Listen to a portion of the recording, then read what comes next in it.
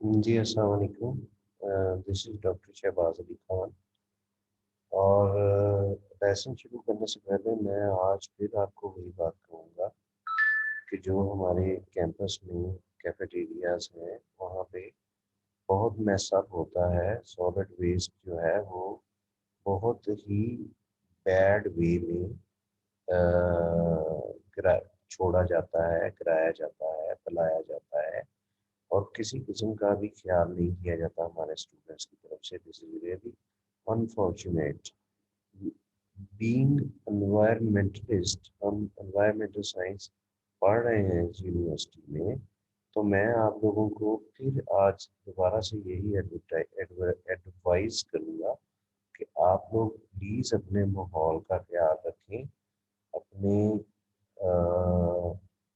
Campus को साफ सुथरा रखें और कैफेटेरिया जहाँ हम खाते हैं वहाँ पे जाके प्लीज़ माहौल को वहाँ पे साफ रखें। जहाँ आप बैठते हैं, जहाँ आप खाते हैं, उस सारे सिस्टम को उसकी केयर करें और बिल्कुल भी नेग्लिजेंस नहीं करें। बिकॉज वी आर एनवायरमेंटलिस्ट और हमें अपने माहौल को बिल्कुल साफ सुथरा रखना चाहिए।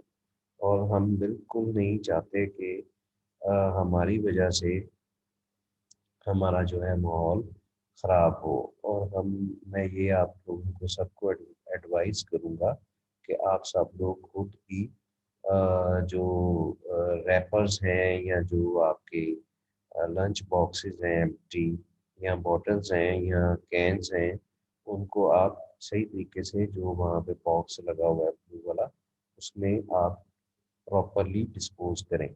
उसको ज़मीन पे या ग्राउंड में बिल्कुल मत फेंकें।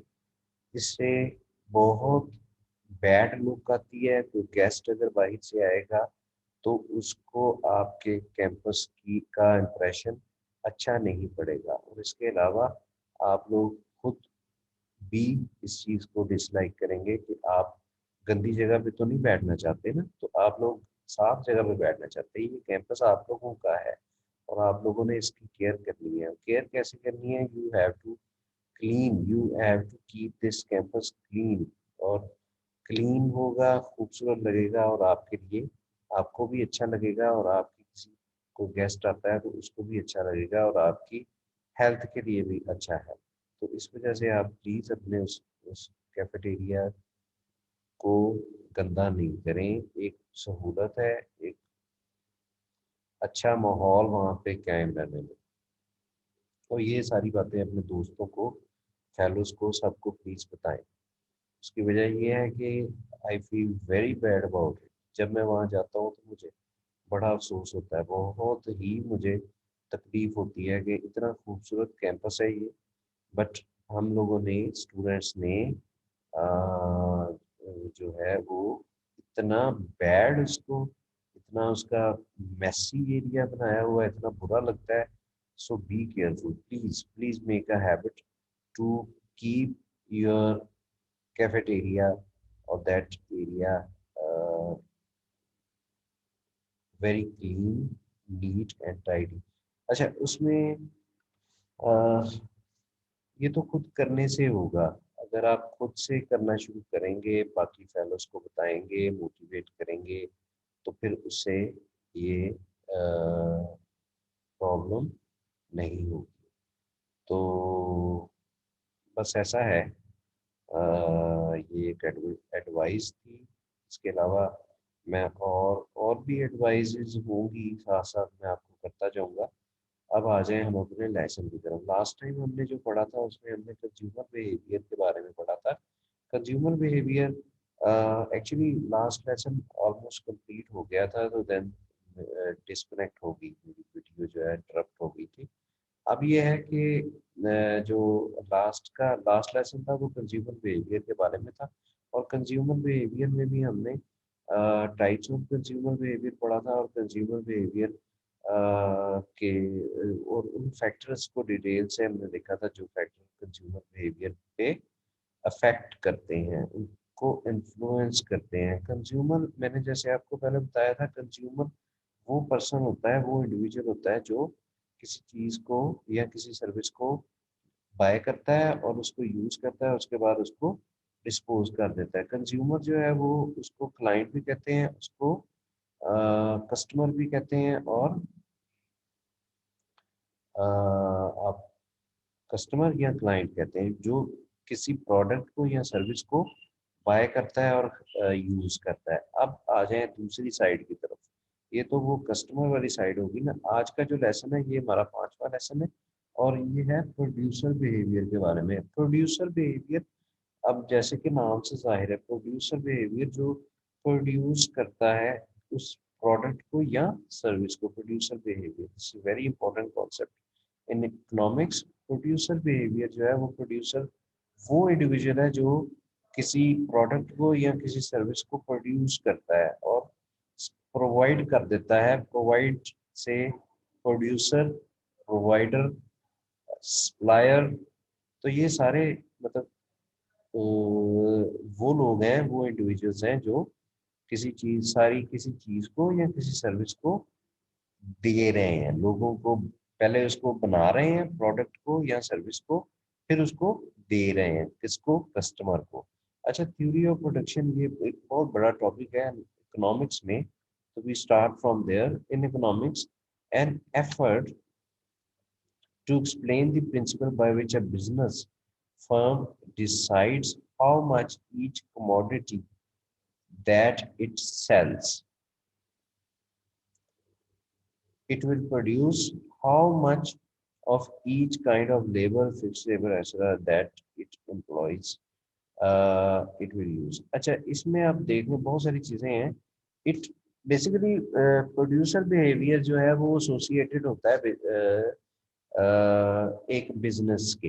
एक बिजनेस फर्म को माइंड में रखें आप कि जो प्रोड्यूसर बिहेवियर है, ये बिजनेस फर्म है, ये बिजनेस ऑर्गेनाइजेशन है, उसमें जितनी एफर्ट्स होती हैं, an effort to explain the principle by which a business firm decides how much each commodity।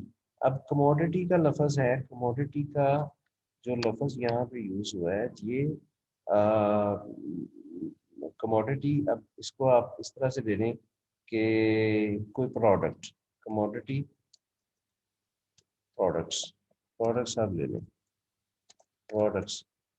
अब बिजनेस फर्म की बात कर रहे हैं तो प्रोडक्ट्स जो है वो, अब किसी एक प्रोडक्ट को हम जब डिस्कस करते हैं या उसके बारे में हम बात करते हैं तो वो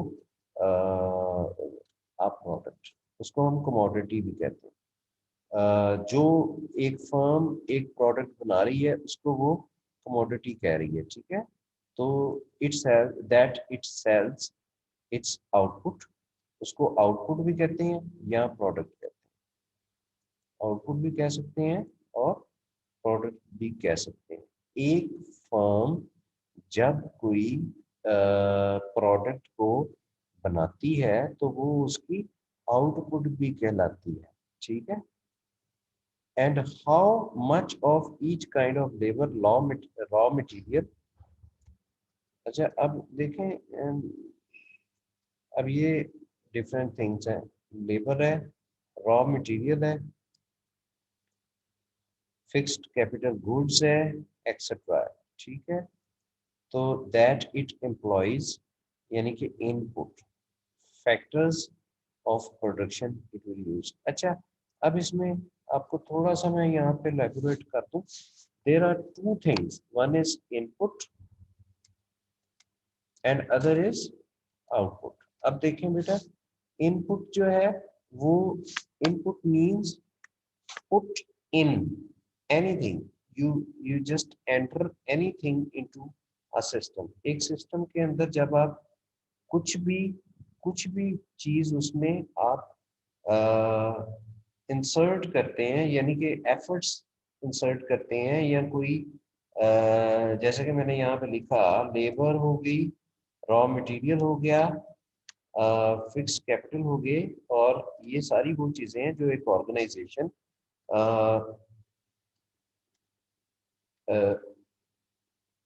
इन्वेस्ट करती है या उस सिस्टम के अंदर अप्लाई करती है, या उस सिस्टम के अंदर उसको इंजेक्ट कर देती है।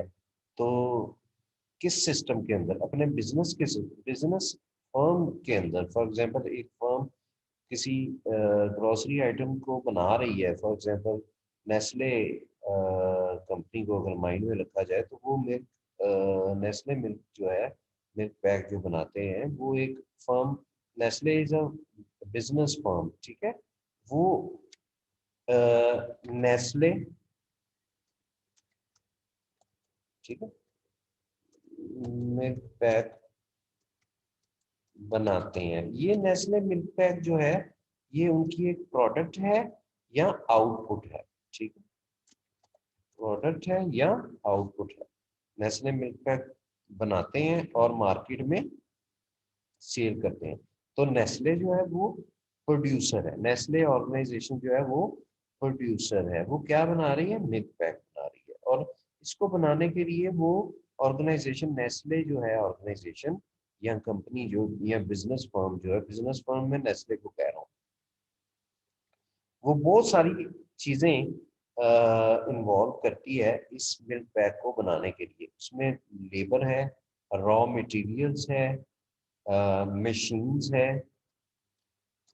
मशीन्स हैं, इक्विपमेंट्स हैं, और बहुत कुछ है, इक्विपमेंट्स हैं। इसके अलावा और कौन कौन सी चीजें हो सकती हैं, और क्या हो सकता है, इक्विपमेंट हो सकता है,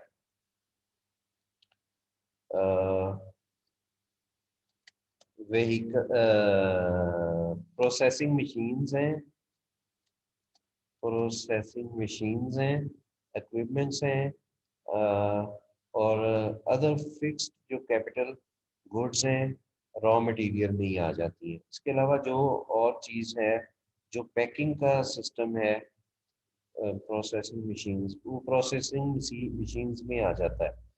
कलेक्शन है, प्यूरिफिकेशन है, पैकिंग है, प्रिजर्वेशन है। तो ये मैं आपको कॉमन स्टेप्स बता रहा हूँ जो एक मतलब मिल्क पैक को बनाने के लिए नेस्ले कंपनी जो है वो, फिर क्वालिटी कंट्रोल है, ठीक है ना, टेम्परेचर, क्वालिटी कंट्रोल सिस्टम है, क्वालिटी कंट्रोल सिस्टम है। ये वो सारी चीजें हैं जो इनपुट की कैटेगरी में आएंगी। इनपुट की कैटेगरी जो है, यानी कि ये एफर्ट लगा रहे हैं, ये डिफरेंट तरीकों से डिफरेंट चीजें, डिफरेंट फैक्टर्स जो हैं वो इन्वॉल्व कर रहे हैं अपने सिस्टम में।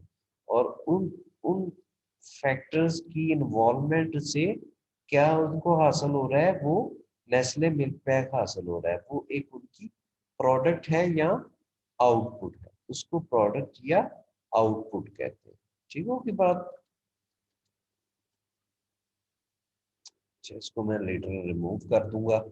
तो इसका, अब इसको मैं दोबारा से अगर थोड़ा रीड करूं, in economics an effort to explain the principles by which a business decides how much each commodity that it sells it will produce, and how much of each kind of labor, raw material, fixed capital good, etcetera that it employees. यानी कि employees का मतलब ये है कि involve करना, मतलब employ करना मींस किसी चीज को, किसी रिसोर्स को, किसी, अच्छा इसमें रिसोर्सेज भी आ जाते हैं, और मतलब किसी रिसोर्स को, किसी फैक्टर को आपने जब एम्प्लॉय कर लिया, यानी एम्प्लॉय मींस उसको डिप्लॉय कर दिया, उसको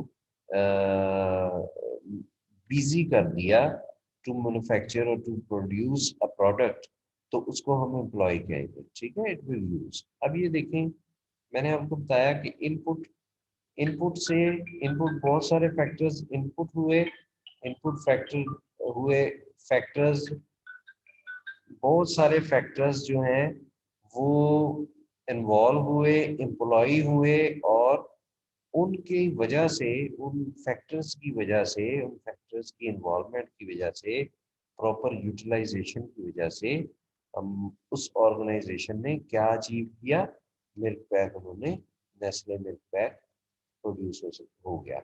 इसके अलावा बहुत सारी एग्जांपल्स हो सकती हैं, ये तो मैंने एक जनरल एग्जांपल बताई। अगर आप keep this in mind and you can think of another example किसी मतलब आप किसी चीज की भी आप एग्जांपल ले सकते हैं उसमें जो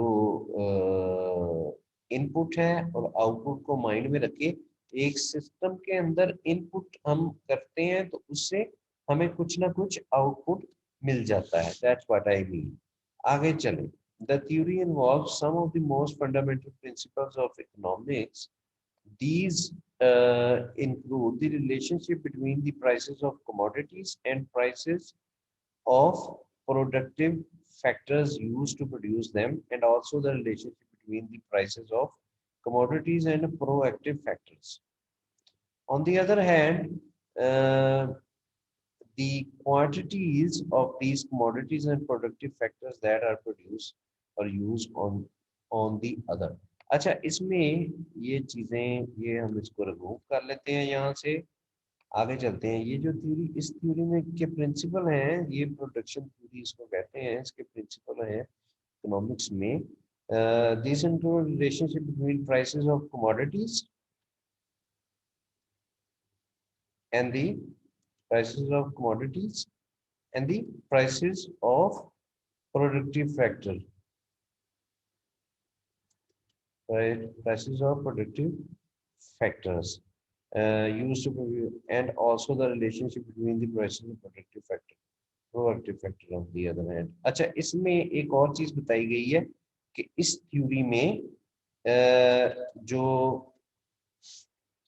यहाँ तक हमने इस चीज को देख लिया कि प्रोडक्ट कैसे बनती है और प्रोडक्ट में इनपुट होता है और आउटपुट होता है उससे आगे एक रिलेशनशिप भी एग्जिस्ट करता है इस प्रोडक्शन थ्योरी में वो ये है कि जो प्रोड्यूस हो गई जो कमोडिटीज या जो प्रोडक्ट्स प्रोड्यूस हो गई उनकी प्राइसेस क्या हैं जो कि डिपेंड करती हैं प्रोडक्ट्स अच्छा जो कि डिपेंड करती हैं the prices of productive factors जो फैक्टर्स ऐसे फैक्टर्स जो उसको बनाने के लिए उस प्रोडक्ट को मैन्युफैक्चर करने के लिए इन्वॉल्व होते हैं उनकी प्राइसेस भी बहुत बड़ा फैक्टर होती है इन दोनों का आपस में रिलेशनशिप होता है प्राइसेस ऑफ या इसमें मैंने आप लिखा हुआ है प्राइसेस ऑफ द प्राइसेस ये देखें द प्राइसेस ऑफ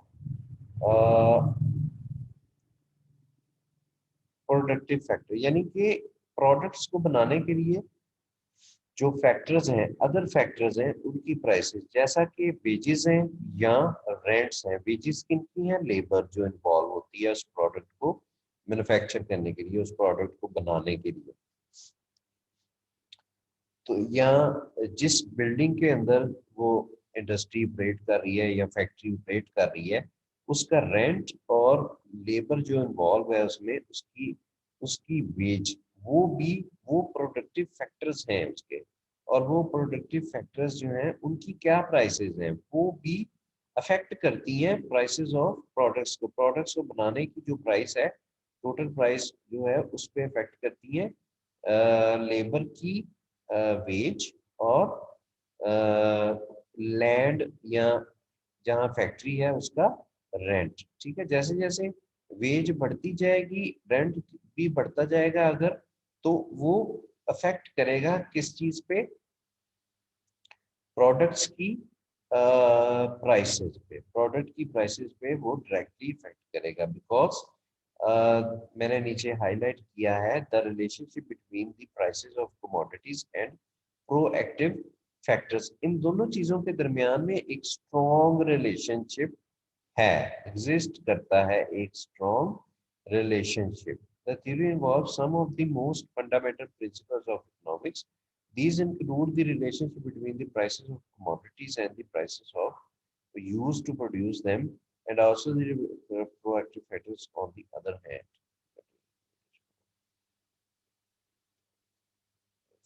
factors आप इसको यहाँ तक कर ठीक है ये एक्स्ट्रा यहाँ तक काफी है अच्छा ठीक है बात अब आगे चलते हैं इसमें हमने देखा ये प्रोडक्शन थ्योरी में थ्योरी ऑफ प्रोडक्शन में हमने देखा कि कोई एक बिजनेस जो है, एक बिजनेस ऑर्गेनाइजेशन है, वो किसी प्रोडक्ट को मैन्युफैक्चर करती है। उसको मैन्युफैक्चर करने के लिए वो इनपुट करती है डिफरेंट फैक्टर्स को अपने सिस्टम में, और उन फैक्टर्स, वो फैक्टर्स हैं, लेबर है, रॉ मटेरियल है, मशीन्स हैं, यहाँ पे मैं लिख देता हूँ, मशीन्स हैं, इक्विपमेंट है, ये फिर ठीक है,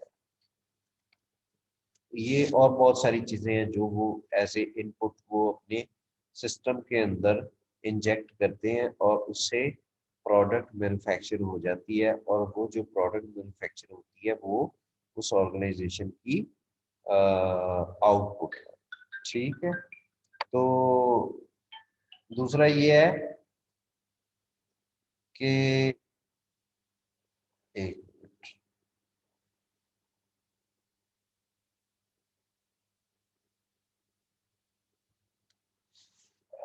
अच्छा, दूसरा ये है कि एक रिलेशनशिप एग्जिस्ट करता है अकॉर्डिंग टू प्रोडक्शन थ्योरी। एक रिलेशनशिप एग्जिस्ट करता है प्राइसेस ऑफ प्रोडक्ट का, किसके साथ?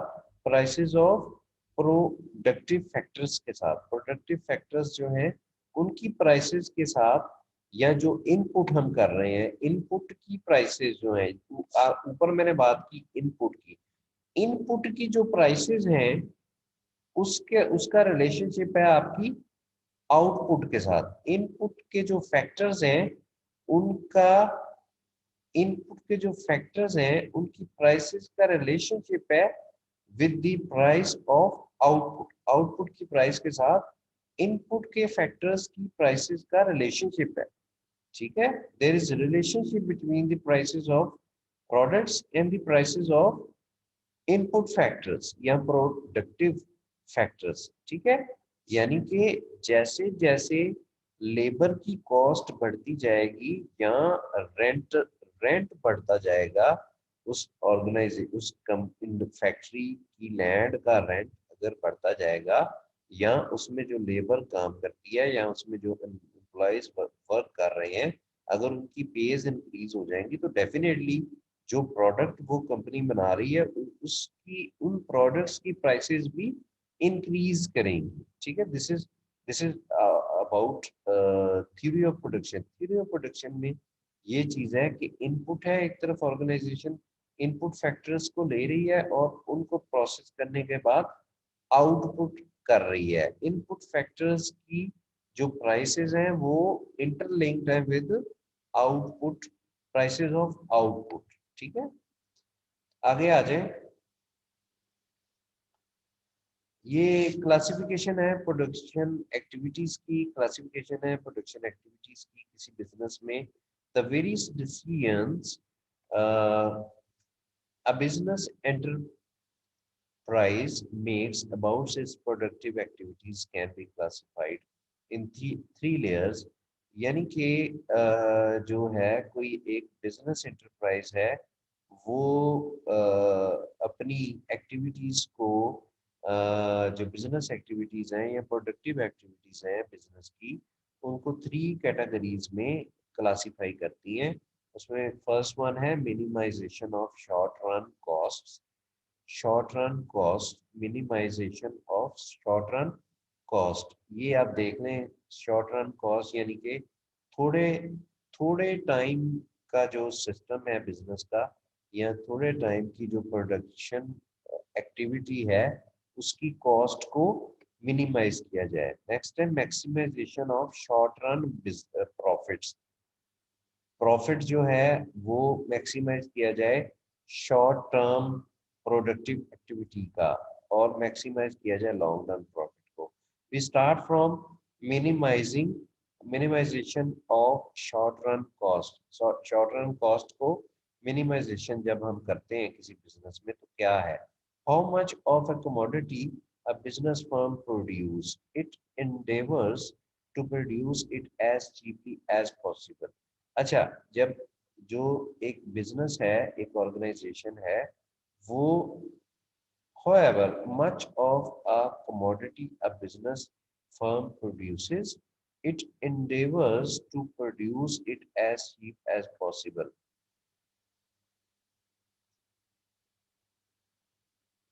अच्छा, इसमें इसका मतलब ये है कि बिजनेस जो है, बिजनेस ऑर्गेनाइजेशन है या फैक्ट्री है, वो फर्म है, वो प्रोड्यूस करती है किसी प्रोडक्ट को या कमोडिटी उसको कह रहे हैं, कह रहे हैं।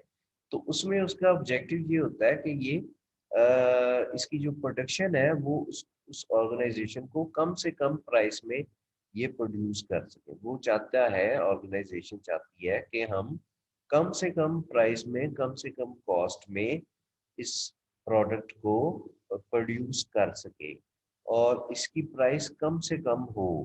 वो यही चाहती है कि हमारी कॉस्ट जो है वो कम से कम हो और उसकी प्राइस भी कम से कम हो। Taking the quality of the product and the prices of productive factors as given, which is the usual situation.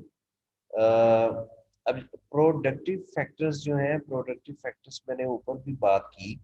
Productive factors वो फैक्टर्स हैं जो इन्वॉल्व होते हैं एज इनपुट। इनपुट फैक्टर्स भी कह सकते हैं इनको और प्रोडक्टिव फैक्टर्स भी कह सकते हैं। I can just highlight here,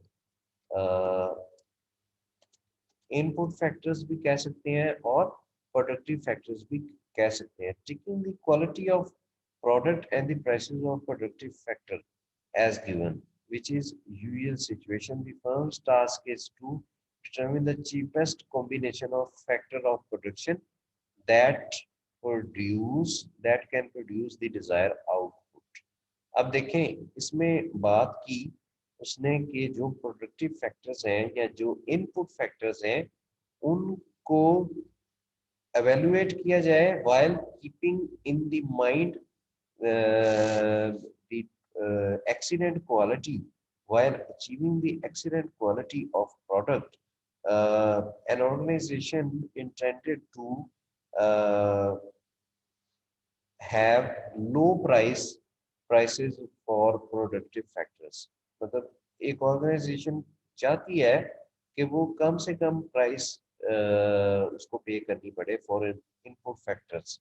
input factors के लिए या प्रोडक्टिव फैक्टर्स के लिए एक ऑर्गेनाइजेशन डिजायर करती है कि उसको कम से कम कॉस्ट पे करनी पड़े, उसकी प्राइस कम से कम हो। जैसे कि ये मैंने ऊपर आपको बताया था कि जो प्रोडक्टिव फैक्टर्स हैं या इनपुट फैक्टर्स हैं उसमें लेबर है, रॉ मटेरियल्स हैं, मशीन्स हैं, इक्विपमेंट्स हैं। तो उनकी मशीन्स की, इक्विपमेंट्स की, रॉ मटेरियल की, लेबर की कॉस्ट कम से कम हो। ये एक ऑर्गेनाइजेशन का ये एक डिजायर होती है कि उसको कम से कम पे करना पड़े, कम से कम कॉस्ट उसको बेयर करनी पड़े इनपुट फैक्टर्स के लिए, प्रोडक्टिव फैक्टर्स को इन्वॉल्व करने के लिए। ये सारी चीजें प्रोडक्टिव फैक्टर्स वो चाहता ये है, वो ऑर्गेनाइजेशन चाहती है कि क्वालिटी भी कंप्रोमाइज ना हो प्रोडक्ट की और इनपुट फैक्टर्स या प्रोडक्टिव फैक्टर्स जो हैं वो उनकी भी कॉस्ट जो है वो कम हो, उनकी भी कॉस्ट जो कम होनी चाहिए, यानी कि कम से कम एक्सपेंस करना पड़े। ठीक है, कम से कम एक्सपेंस करके तो जो प्रोडक्ट मिले वो रीजनेबल क्वालिटी की भी हो। ये हर ऑर्गेनाइजेशन की एक डिजायर होती है। This task is best understood in terms of what is called the production function. अच्छा, अब जब हम इसको इकोनॉमिक्स में, जब हम इस ऑब्जेक्टिव को जिसमें हम अ, देखते हैं कि प्रोडक्टिव फैक्टर्स या इनपुट फैक्टर्स जो है उनकी प्राइसेस कम से कम हो, तो while keeping the quality of product excellent, तो उसको हम प्रोडक्शन फंक्शन के नाम से जानते हैं, प्रोडक्शन फंक्शन। तो प्रोडक्शन फंक्शन की बात करें अगर, आगे चल के प्रोडक्शन फंक्शन की बात हम करते हैं अगर, तो production function is an equation that expresses the relationship between the quantities of productive factors, labor, capital used and the amount of product produced। ठीक है, अब देखें उस प्रोडक्शन थ्योरी को लेके हम आगे चले तो हमारे पास आ गया प्रोडक्शन फंक्शन। प्रोडक्शन फंक्शन एक ऐसी इक्वेशन है जो एक्सप्रेस करती है रिलेशनशिप को quantities of productive factors. Productive factors की क्वांटिटीज को डिफाइन करती है। एक रिलेशनशिप है between the quantities of productive factor used and the amount of product obtained. ठीक है, इनपुट फैक्टर्स या प्रोडक्टिव फैक्टर्स पर अमाउंट ऑफ प्रोडक्टिव फैक्टर्स में लेबर है, कैपिटल है, लेबर प्लस कैपिटल है, ये आपके प्रोडक्टिव फैक्टर्स हैं या इनपुट फैक्टर्स हैं। इनकी क्या क्वांटिटी है, इसका relationship with the amount of product produce. ठीक है, जो प्रोडक्ट अमाउंट ऑफ प्रोडक्ट मिली है आफ्टर प्रोसेसिंग, एक ऑर्गेनाइजेशन ने जो प्रोड्यूस किया है, जो प्रोडक्ट बनाई है, कितनी अमाउंट में बनाई है। फॉर एग्जांपल अगर 100 कार्टन जो मिल्क बैग है, नेस्ले मिल्क बैग है, उसके बनाए जाते हैं, तो वो 100 कार्टन बनाने के लिए कितना लेबर लगी है, कितना कैपिटल लगा है, कितना एक्सपेंस हुआ है, प्रोडक्टिव फैक्टर्स कितने इन्वॉल्व हुए, उसका रिलेशनशिप है the amount of product obtained. अब अगर हम किसी और चीज की एग्जांपल ले लेते हैं, फॉर एग्जांपल अगर हम ड्रेसेस की एग्जांपल ले लेते हैं, तो फॉर एग्जांपल 100 ड्रेसेस को प्रोड्यूस करने के लिए कितनी लेबर लगी है, कितना कैपिटल लगा है, कितनी मशीन इन्वॉल्व हुई है, कितनी इक्विपमेंट यूज हुए हैं, कितना लेबर इन्वॉल्व हुई है, वो सारे लेबर और कैपिटल जो है वो प्रोडक्टिव फैक्टर्स है। उनकी अमाउंट और कितनी अमाउंट में जो है कितनी अमाउंट में प्रोडक्ट बनी है, एक ऑर्गेनाइजेशन ने, एक फैक्ट्री ने अमाउंट कितनी कितनी अमाउंट में प्रोडक्ट्स को बनाया है और उस पे कितनी अमाउंट में प्रोडक्टिव फैक्टर्स जैसे कि लेबर और कैपिटल लगा है। ठीक है, it states this is actually the base of this production function is the theory of production theory he basically उसको ही हम जब आगे लेके आते हैं तो वो प्रोडक्शन फंक्शन उसका बन जाता है। It states the amount of product that can be obtained from every combination of factors, assuming that the most efficient available method of production are used. Definitely, it states the amount of product that can be obtained from every combination of factors, assuming that the most efficient available methods of production are used. अब productive factors जो है, for example एक organisation के पास order है 100 dresses बनाने का। For example khadi की example ले लें या जनरेशन की एग्जांपल ले लें, तो वो 100 ड्रेसेस बनाने हैं उस ऑर्गेनाइजेशन में, बिजनेस फॉर्म भी उसको कह सकते हैं, खादी को या जनरेशन को। तो वो प्लान करती है, जब उसको 100 ड्रेसेस बनाने का ऑर्डर आता है तो वो सोचती है, वो और बिजनेस ऑर्गेनाइजेशन सोचेगी, प्लान करेगी, उसके बारे में वर्किंग करेगी कि 100 ड्रेसेस जब हमने बनाने हैं तो उसमें कितना मटेरियल चाहिए होगा और वो मटेरियल कहाँ से मिलेगा और किस क्वालिटी का मटेरियल मिलेगा, कितनी प्राइस में मिलेगा, फिर उसकी जो फैब्रिक्स लेना है उसकी क्या प्राइस होगी, उसकी क्या डाइंग होगी, यानी उसका जो कलरिंग उसकी होनी है, उस पर कितनी कॉस्ट होनी है, कहाँ से वो होनी है और कैसे वो होनी है, उसमें कितनी लेबर इन्वॉल्व होगी, कितनी कॉस्ट होगी, वो चीज़ देखी जाती है। उसके बाद उसकी स्टिचिंग का मरहला आ जाता है, तो स्टिचिंग के मरहले में किस तरह से उसकी स्टिचिंग होगी, कहाँ से होगी, क्या क्या चीज़ें उसमें इन्वॉल्व होगी, वो सारी करती है। उसके बाद उसकी फिनिशिंग, उसकी पैकिंग और उसका सारा सिस्टम, उसमें ये सारी जो बातें मैंने आपको बताई है, ये सारी जो स्टेजेस बताई हैं, ये जो मराहल बताए हैं, ये सारे प्रोडक्टिव फैक्टर्स में आ रहे हैं। प्रोडक्टिव फैक्टर्स में डिफरेंट ऑप्शंस को वो ऑर्गेनाइजेशन या वो जो बिजनेस ओनर है वो देखेगा और उसमें से वो डिसाइड करेगा कि हाँ हमने स्टिचेस कहाँ से करवानी है और की प्राइस कहाँ से हमें अच्छी मिल रही है, क्वालिटी अच्छी कहाँ से मिलेगी, ये सारी वर्किंग उसको करनी पड़ती है।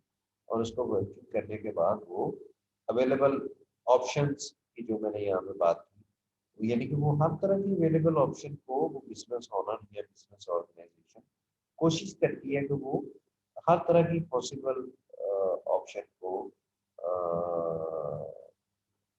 कंसिडर करे और प्रोडक्टिव फैक्टर, हर प्रोडक्टिव फैक्टर को केयरफुली इवेलुएट करे और अल्टरनेटिव ऑप्शंस को भी माइंड में रखे, क्योंकि उसने क्वालिटी को भी कंप्रोमाइज नहीं करना और उसने प्रोडक्ट भी जो मार्केट में लेके आनी है वो आपकी दिमाग हो और उसकी प्राइस भी रिजनेबल हो, ठीक है। और price it states the amount of product that can be obtained from every combination of factors, assuming that the most efficient available methods of production are used. ये वही बात है, उसमें careful valuation of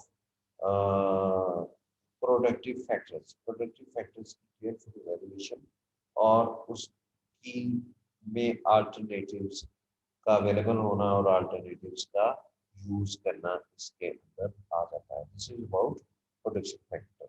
इसको हम एक और तरीके से भी एक्सप्रेस कर सकते हैं, an equation that express the relationship between the quantities of factors employed and the amount of product obtained. ये भी वही चीज है बेटा, it states the amount of product that can be obtained from each and every combination of factors. It states the amount of product that can be obtained from each and every combination of factors.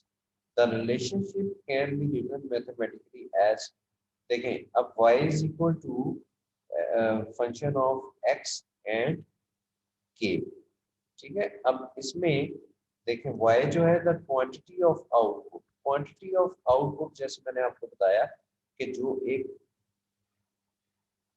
Product manufacture हो जाती है कोई business से या किसी organisation, जब एक product को मैन्युफैक्चर करती है तो वो उसकी आउटपुट होती है और आउटपुट को इस इक्वेशन में, प्रोडक्शन फंक्शन की इक्वेशन में y के साथ डिनोट किया गया है, ठीक है। इससे आगे because y is the function of x, x1 अब x1 पे आ जाए तो x1 जो है वो first variable factor for production, production का जो वेरिएबल फैक्टर है। अब इसमें दो तरह के बेटा फैक्टर्स हैं, एक है वेरिएबल फैक्टर और दूसरा है फिक्स्ड फैक्टर। वेरिएबल फैक्टर और फिक्स्ड फैक्टर, वेरिएबल फैक्टर और फिक्स्ड फैक्टर दो चीजें हैं इसके अंदर, जो दो चीजें इसके अंदर इन्वॉल्व है। एक चीज है वेरिएबल फैक्टर्स, आगे मैंने इसको थोड़ा डिफाइन भी किया हुआ है, वेरिएबल फैक्टर है और फिक्स्ड फैक्टर है। ये वही फैक्टर्स हैं जो हमने ऊपर डिस्कस किए हैं, प्रोडक्टिव फैक्टर्स, जिनको मैंने प्रोडक्टिव फैक्टर्स का नाम दिया, वेरिएबल फैक्टर्स और प्रोडक्टिव फैक्टर्स। वेरिएबल फैक्टर्स और प्रोडक्टिव फैक्टर, वेरिएबल फैक्टर्स वो फैक्टर्स हैं जो चेंज हो सकते हैं with the passage of time, जो चेंज हो सकते हैं, जो जिनके लिए जिन ऐसी ऑप्शंस हैं जो जिनके अल्टरनेटिव्स अवेलेबल हैं, ऑर्गेनाइजेशन के पास ऑप्शन है कि वो उसमें चेंज लेके आ सके, ठीक है। जैसे कि मैंने आपको बताया लेबर है, लेबर में चेंज आ सकती है, अगर एक पर्सन अवेलेबल नहीं है तो वो दूसरा पर्सन उसकी जगह पे मशीन पे वर्क कर सकता है, तो उसमें वेरिएशन आ सकती है। एक अच्छा वर्कर है, एक एक्सपर्ट वर्कर है, एक मिडिल लेवल का एक्सपर्ट है या एक कम लेवल का एक्सपर्ट है, there there can be variation. उस एक्सपर्ट को अपने सिस्टम में इन्वॉल्व करने किया जा सकता है। जो एक्सपर्ट लेबर है, एक्सपर्ट पर्सन है, वो ज्यादा वेज लेगा, उसकी सैलरी ज्यादा होगी। एक मीडियम लेवल का जो एक्सपर्ट है उसकी सैलरी उससे कम होगी और जो कम थोड़ा एक्सपीरियंस का है तो उसकी सैलरी उससे भी कम होगी। तो this is variable factor, variable productive factor, variable productive factor है ये। इसी तरह से रॉ मटेरियल की बात करें तो रॉ मटेरियल जो है वो डिफरेंट प्राइसेस में अवेलेबल है मार्केट में, तो ये बिजनेस फर्म जो है वो डिसाइड करती है हमें कौन सा रॉ मटेरियल लेना है जिसकी प्राइस कम हो या किस क्वालिटी का लेना है। तो वो दिस इज वेरिएबल फैक्टर, ये वेरिएबल फैक्टर है। समझ आ रही है आपको? ये वेरिएबल फैक्टर्स है इसमें। जैसे मैंने आपको बताया कि जो वेज है, एक एम्प्लॉय की जो वेज है जो आपकी ऑर्गेनाइजेशन में फर्म में काम करता है और वो पार्टिसिपेट कर रहा है आपकी प्रोडक्शन में, प्रोडक्शन किसी प्रोडक्ट की मैन्युफैक्चरिंग में पार्टिसिपेट कर रहा है, तो उसमें उसकी मैन्युफैक्चरिंग जो प्रोडक्ट मैन्युफैक्चर हो रही है उसमें वेरिएबल फैक्टर जो है वो एम्प्लॉय है, एम्प्लॉय की जो है वो पे वेरी करती है, इसलिए इसको वेरिएबल फैक्टर मैं कह रहा हूँ। इसी तरह से रॉ मटेरियल डिफरेंट काइंड का, डिफरेंट क्वालिटी का, डिफरेंट प्राइस का मार्केट में अवेलेबल है और ऑर्गेनाइजेशन, बिजनेस ऑर्गेनाइजेशन के पास चॉइसेस अवेलेबल हैं। इस वजह से मैं इसको वेरिएबल फैक्टर कहूँगा। वेरिएबल फैक्टर जो है वो एक्स से डिनोट किया गया है इस इक्वेशन में। प्रोडक्शन फंक्शन, इस इक्वेशन को प्रोडक्शन फंक्शन कहते हैं। इस प्रोडक्शन फंक्शन में ये एक्स से डिनोट किया गया है variable factor. Variable factor for example x1 जो है वो लेबर है, लेबर की मतलब उसकी कॉस्ट ऑफ लेबर है। x2 जो है वो रॉ मटेरियल है। x3 सो ऑन, ये n तक चलता है, n number of time. n का मतलब है total number of variable factors, total number of variable factors. ये बहुत सारे हो सकते हैं। There is no limit, there is no limit for variable factors. ये x से डिनोट किया गया है किसको? वेरिएबल फैक्टर को। Variable factor 1, variable factor 2, 3, 4, 5, 6 up to n। ठीक है, अनलिमिटेड है। कितने नंबर ऑफ वेरिएबल फैक्टर्स हो सकते हैं? 1, 2, 3, 4, 5, 6 so on up to n। ठीक है ना? तो आगे आ जाते हैं fixed factor. Fixed factor, fixed factor ये ऐसे फैक्टर्स हैं जो प्रोडक्शन, किसी प्रोडक्ट की प्रोडक्शन में इन्वॉल्व होते हैं लेकिन वो चेंज नहीं हो सकते, वो प्रोडक्शन प्रोसेस में चेंज नहीं हो सकते। जब किसी कोई बिजनेस ऑर्गेनाइजेशन अपनी प्रोडक्ट को मैन्युफैक्चर करती है तो उसके अंदर जो प्रोडक्टिव फैक्टर्स इन्वॉल्व होते हैं, ऐसे प्रोडक्टिव फैक्टर्स जो चेंज नहीं हो सकते, जिसमें हम मिसाल आपको मैं दे रहा हूँ। जैसे कि मशीनरी है, जैसे कि इक्विपमेंट है, मशीनरी है, फिक्स मशीनरी है, इक्विपमेंट है, इक्विपमेंट है, लैंड है, सैलरीड स्टाफ है जो जरा हायर लेवल का स्टाफ है या टॉप मैनेजमेंट स्टाफ है, ये फिक्स्ड फैक्टर है बेटा। फिक्स्ड फैक्टर जो कि चेंज नहीं हो सकते, बिल्कुल भी चेंज नहीं हो सकते। मशीनरी एक दफा बाय कर ली तो वो वही रहनी है, जितना जितनी भी क्वांटिटी में ऑर्डर आ जाए प्रोडक्शन के लिए तो उसकी फिक्स्ड फैक्टर जो है वो नहीं चेंज होगा। वेरिएबल फैक्टर जो है वो चेंज हो सकता है। ये फिक्स फैक्टर है, मशीन वही रहनी है, इक्विपमेंट वही रहना है, लैंड वही रहनी है, तो ये फिक्स्ड फैक्टर है। एम्प्लॉय जो है जितना मर्जी ज्यादा ऑर्डर आए आ जाए या जितना मर्जी कम ऑर्डर आ जाए, कम ऑर्डर भी आएगा तो स्टाफ जो है, जो मैनेजमेंट स्टाफ है वो तो वही रहना है, उनकी सैलरीज भी वही यहीं पे रहनी है। ठीक है, उसमें चेंज नहीं आनी। तो जो जगह है फैक्ट्री की वो भी वही रहनी है। ये फिक्स फैक्टर है, ये इक्विपमेंट फिक्स फैक्टर है, मशीनरी फिक्स फैक्टर है, लैंड फिक्स फैक्टर है, मैनेजमेंट स्टाफ जो है वो फिक्स फैक्टर है। ठीक है, बिजनेस फर्म में। तो वेरिएबल फैक्टर्स मैंने आपको बता दिए और फिक्स फैक्टर जो है वो भी आपको मैंने बता दिए। और ये जो है ये फिक्स फैक्टर को रिप्रेजेंट कर रहा है इस प्रोडक्शन फंक्शन की इक्वेशन में, प्रोडक्शन फंक्शन की इक्वेशन में के जो है वो फिक्स फैक्टर को रिप्रेजेंट करता है। फिक्स फैक्टर वो भी उसी तरह से 1 k1 k2 k3 k4 के m तक total number of fix factor. ठीक है, तो k जो है वो फिक्स फैक्टर को रिप्रेजेंट करता है और मतलब K1 हम इस तरह से ले लेंगे मशीनरी, फिक्स मशीनरी। K2 हम ले लेंगे इक्विपमेंट। K3 हम ले लेंगे लैंड, और K4 हम ले लेंगे सैलरी, स्टाफ, सो और बहुत सारे जो फिक्स फैक्टर होते हैं वो सारे इसमें आ जाएंगे। और M जो है वो total number of fix factor. ठीक होगी। अब जो इक्वेशन है हम इसको, ये मैंने आपको एक्सप्लेन कर दी है। तो the entire formula expresses the amount of output that results when specified quantities of factors are employed. It must be noted that though the quantities of the factors determine the quantity of output, the reverse is not true as a general rule. There will be many combination of productive factors that could be used to produce the same output. ठीक होगी बात। बहुत सारे factors हो सकते हैं। ये तो मैंने आपको कुछ फैक्टर्स बताए, वेरिएबल और फिक्स फैक्टर।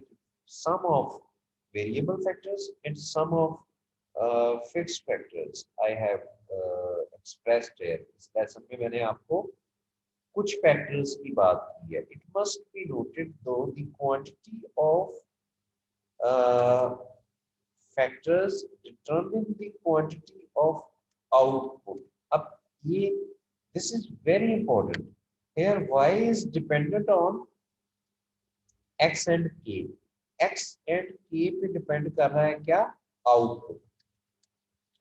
Output किसी भी फर्म की, बिजनेस ऑर्गेनाइजेशन की, वो डिपेंड कर रही है वेरिएबल फैक्टर्स पे और फिक्स्ड फैक्टर पे। जितने ज्यादा वेरिएबल फैक्टर्स होंगे और जितने ज्यादा फिक्स्ड फैक्टर होंगे उतनी ज्यादा आउटपुट होगी। आउटपुट भी उतनी ज्यादा ही होगी। जब फिक्स्ड फैक्टर या वेरिएबल फैक्टर्स कम होंगे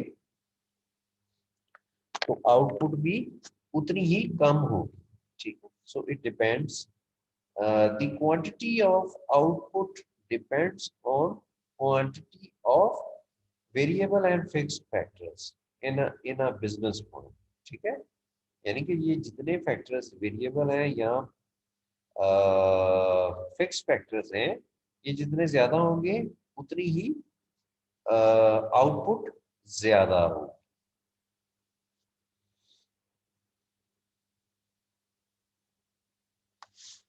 यानी कि इसका मतलब एक और ये चीज बताई जा रही है कि कम फैक्टर्स हो और आउटपुट ज्यादा हो, ये नहीं होता। ठीक है। As a general rule there will be many combination of productive factors we use to produce the same output. Finding the cheapest of these is a problem of cost minimization। अब देखिए, मैंने आपको जो एक एग्जांपल दी थी कि 100 dresses को prepare करना है किसी बिजनेस फर्म में जिसमें खाड़ी है या जनरेशन है। तो जैसे मैंने आपको बताया कि उसमें डिफरेंट स्टेजेस होती हैं उसको प्रिपेयर करने के लिए। ड्रेसेस को रॉ मटेरियल लेना या फैब्रिक को की डिजाइनिंग करवाना या उसको डाई करवाना या उसको स्टिचिंग करवाना या उसकी फिनिशिंग करवाना या उसको पैकिंग करवाना। तो ये सारे जो स्टेजेस हैं या सारे जो स्टेप्स हैं एक प्रोडक्ट को बनाने के लिए, या ये जो जितने भी फैक्टर्स हैं उनको फैक्टर्स भी हम कह सकते हैं ना। तो इसमें ऑप्शंस अवेलेबल हैं। फॉर एग्जांपल स्टिचिंग, या हम बात अगर करें रॉ मटेरियल को परचेज करने की, तो उसमें बहुत सारी मार्केट में रॉ मटेरियल बहुत सारा अवेलेबल है, डिफरेंट क्वालिटीज में, डिफरेंट प्राइसेस में। तो finding the cheapest of these is the problem of cost minimisation. एक फर्म जो है वो कॉस्ट मिनिमाइजेशन चाहती है कि वो अल्टरनेटिव जो अवेलेबल है मार्केट में उसमें वो अल्टरनेटिव सेलेक्ट करे जिससे कॉस्ट मिनिमाइजेशन हो। ठीक है बात।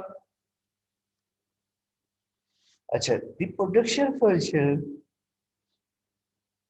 can thus answer a variety of questions. It can, for example, measure the marginal productivity of a particular factor of production. So the production function measures the marginal productivities of a particular factor of production. That is the change in output from one additional unit of that factor. It can also be used to determine the cheapest combination of productive factors that can be used to produce a given output. Acha. Production function thus answer a variety of questions. It can, for example, measure the marginal productivity of particular factor of production, the change in output from one additional unit of that factor. It can also be used to determine the cheapest combination of productive. ये भी वही बात है, ये same वही चीज है, इसमें भी वही डिस्कस हुआ है, ठीक है। तो cost of production is simply, अब इसमें एक और चीज, cost of production, this is another thing, cost of production. आगे यहाँ तक बात होगी फैक्टर्स की, प्रोडक्शन फंक्शन की। कॉस्ट ऑफ प्रोडक्शन पे हम अगर आ जाएं, तो कॉस्ट ऑफ प्रोडक्शन जो है वो is simply the sum of cost of all of the various factors. इसमें सिर्फ कॉस्ट की बात करेंगे, जितने भी वेरिएबल या फिक्स फैक्टर हैं उनकी क्या कॉस्ट थी, सारे वेरिएबल फैक्टर्स की कॉस्ट को जब हम जमा कर लेते हैं तो हमारे पास कॉस्ट ऑफ प्रोडक्शन आ जाती है। किसी भी प्रोडक्ट को मैन्युफैक्चर करने के लिए जो मैंने वेरिएबल और फिक्स्ड फैक्टर बताए हैं ऊपर, उनकी जो इंडिविजुअल कॉस्ट है, जब हम उन सबको सम अप कर लेते हैं तो वो कॉस्ट ऑफ प्रोडक्शन आ जाती है किसकी, किसी एक स्पेसिफिक प्रोडक्ट की। It can be written as C is equal to P1 X1 plus PM XN plus R1 K1 RN KN। अब इस एक्सप्रेशन को समझने के लिए we have to carefully understand the description here। P1 जो है price, the price of a unit of the variable factor, price of a unit of a variable factor। variable factor मैंने आपको पहले बताए, वेरिएबल फैक्टर की जब बात हम यहाँ पे कर रहे हैं तो 1 2 3 4 5 6, यानी कि P1 P2 P3 P4 P5, ये देखे ना, P1 डिटरमिन करता है कि प्राइस ऑफ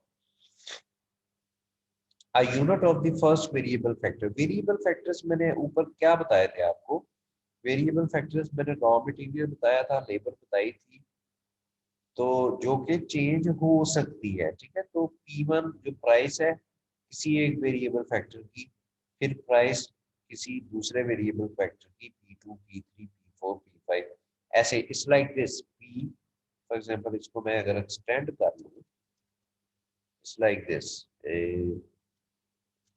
ठीक है। ये आप इसको 2 कर लें, इसको 2 कर लें,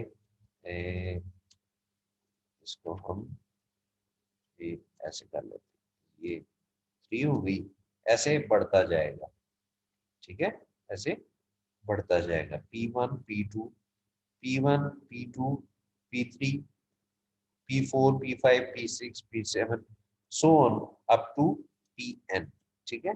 सो ये प्राइस है इसकी, 1 यूनिट ऑफ वेरिएबल फैक्टर। एक वेरिएबल फैक्टर कि जब हम प्राइस कैलकुलेट करते हैं तो वो P1 से डिनोट होती है, because we are describing cost of production here, ठीक है। ये होगी बात, होगी ना। अब आ जाए आर की बात करें, the annual cost of going and maintaining the first fixed cost. अब फिक्स्ड कॉस्ट, फिक्स्ड वेरिएबल की कॉस्ट आ गई। अब इसको भी हम कर लेते हैं, एक्सटेंड कर लेते हैं, ठीक है। ये हमारे पास आ जाता है 2, इसको भी हम एक्सटेंड कर लेते हैं। जब इसको हम एक्सटेंड करेंगे तो ये भी उसी तरह से एक्सटेंड हो जाएगा। ठीक है, आपको समझ आई? ये देखें P1 जो है, अब जनरल रूल देख लें, P1 जो है वो प्राइस है किसकी, 1 unit of variable factor, 1 unit of variable factor. जैसे कि मैंने आपको रॉ मटेरियल बताया, उसकी प्राइस 1 यूनिट की प्राइस, जैसे लेबर बताया, लेबर की 1 यूनिट की प्राइस P2। इसके अलावा और बहुत सारे जो वेरिएबल फैक्टर्स की प्राइसेस हैं वो सारी इस तरह से डिफाइन हो जाएंगी। इसके लिए कॉस्ट ऑफ प्रोडक्शन के लिए P1 P2 P3 up to Pn, ये हो जाएंगी प्राइसेस। और R1 R2 इसी तरह से R1 R2 R3 up to so on up to Rn, the annual cost of owing and maintaining the first fixed factor।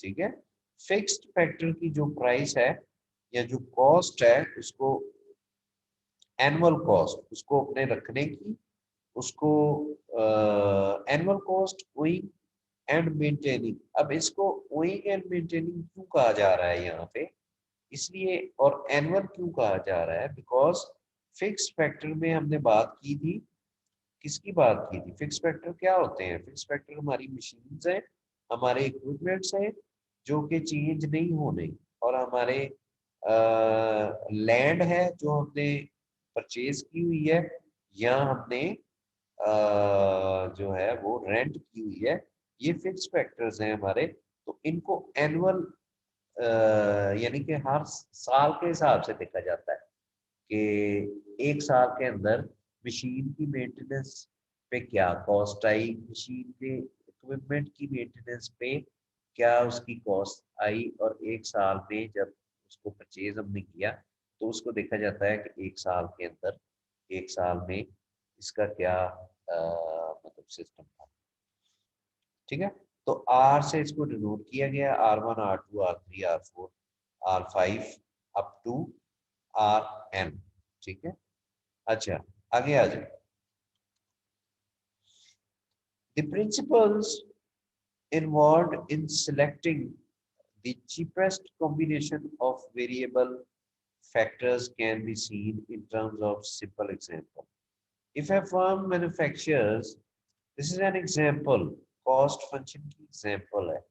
If a firm manufactures gold necklace chains in such a way that there are only two variable factors, labor, specifically goldsmith hours and gold wire। ठीक है, ये raw material हो गया, gold wire जो है वो raw material है, और लेबर जो है वो गोल्ड स्मिथ जो जो वर्कर है, जो बनाता है नेकलेस, जो गोल्ड चेन बनाएगा, गोल्ड नेकलेस चेन बनानी है किसी फर्म ने, तो उसके पास वेरिएबल फैक्टर्स, दो वेरिएबल फैक्टर्स हैं, there are two variable factors, two variable factors हैं, जिसमें एक लेबर है, लेबर लेबर है, और दूसरा है रॉ मटेरियल। रॉ मटेरियल जो है वो गोल्ड वायर है, और लेबर जो है वो गोल्ड स्मिथ का वर्किंग आवर, उसका टाइम है, वो कितना टाइम उस पर लगाएगा। The production function for such a firm, अब उसका प्रोडक्शन फंक्शन डिफाइन करने लगा है। The production function for such a firm will be y is equal to, जैसे मैंने ऊपर आपको बताया था कि प्रोडक्शन फंक्शन इस तरह से लिखा जाता है। ठीक है, ऐसे ही बताया था ना, y is equal to function of x k। ठीक है, in which k, symbol k is included simply a reminder that the number of chains producible by x1 जो है वो फीट ऑफ गोल्ड वायर, यानी कि कितना x1 इसमें denote किया गया because these are variable factors. तो x1 जो है वो डिनोट कर रहा है फीट ऑफ गोल्ड वायर, यानी कि कितना गोल्ड वायर यूज होगी, उसकी लेंथ, उसकी लेंथ यहाँ हम कर लेते हैं, यहाँ पे हम लिख लेते हैं लेंथ ऑफ गोल्ड वायर, कितनी गोल्ड वायर यूज होगी, and x2 is the gold Smith hours, और कितना टाइम वो जो गोल्ड स्मिथ है या जो वर्कर है वो उसको लेगा, कितना टाइम उसको चाहिए होगा एक गोल्ड नेकलेस को बनाने के लिए, और कितना कितना गोल्ड वायर यूज होगा, depend on the amount of machinery and other fix capital available. ठीक है, के जो है वो फिक्स फैक्टर को रिप्रेजेंट करता है। वो मशीन कौन सी यूज करेगा, वो कौन सा कैपिटल, कितना कैपिटल अदर यूज करेगा, वो भी के फैक्टर है, वो दैट इज के फैक्टर। ठीक है, के फैक्टर जो है वो आपका फिक्स फैक्टर है, और x1 x2 वो जो है वो आपका वेरिएबल फैक्टर है। इस केस में वेरिएबल फैक्टर्स मैंने आपको बताए हैं, लेंथ ऑफ गोल्ड है वायर, गोल्ड वायर, और दूसरा है वेरिएबल फैक्टर गोल्डस्मिथ आवर्स। ठीक है, और के जो है वो amount of machinery and other fixed capital है। Since there are only two variable factors, the production function can be graphically portrayed in a figure known as iso point diagram। iso point diagram, अब जिस diagram में ये demonstrate होगा या portray होगा ये production function, तो उस डायग्राम को आइसो पॉइंट डायग्राम कहते हैं।